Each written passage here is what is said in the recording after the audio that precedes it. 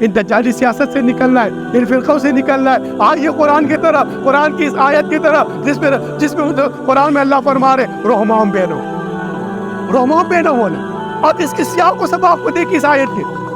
رحمان بینو کیسے ہوں گے, آپس میں محبت ہماری کیسے بڑھے گی؟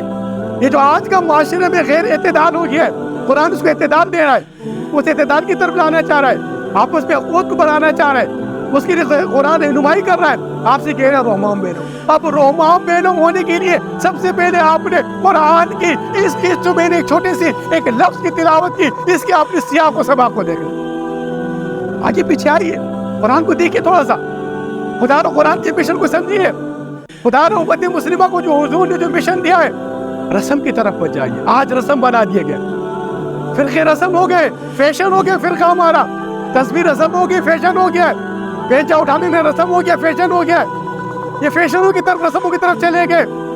برادران اسلام, جو مشن محمد مصطفیٰ ہے, میں نے اس سے پہلے بھی عرض کیا کئی مرتبہ, میں عرض کرتا رہا ہوں کہ خدا را ان رسموں سے, ان فیشنوں سے نکلی, اسلام کی اس روحانیت کی طرف آئیے, اس روحانی انقلاب کی طرف آئیے, اس حقیقی اسلام کی طرف آئیے. تو حقیقی اسلام کی طرف اللہ تعالیٰ سورہ فتح میں کیا فرما رہے؟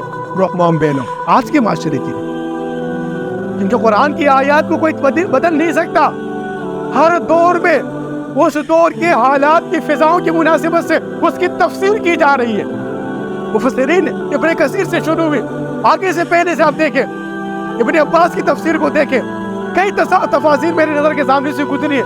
ہر دور کے لحاظ سے جو فضائیں جیسی ہے, جو ماحول جیسا ہے, قرآن نے اس کی رہنمائی کی. آج کے ماحول کی رہنمائی, یہ جو معاشرے میں جو ایک دوسرے کے خلاف دستوں کی گریبانی ہے, یہ جو نورا کشتی سیاستدان کر رہے ہیں ملک کے اندر, جو اداروں کے خلاف جو ٹکراؤ پیدا کیا جا رہا ہے, اس کو اعتدال میں کس طرح لایا جا سکتا ہے؟ آئیے قرآن کی طرف, رحمان بینو.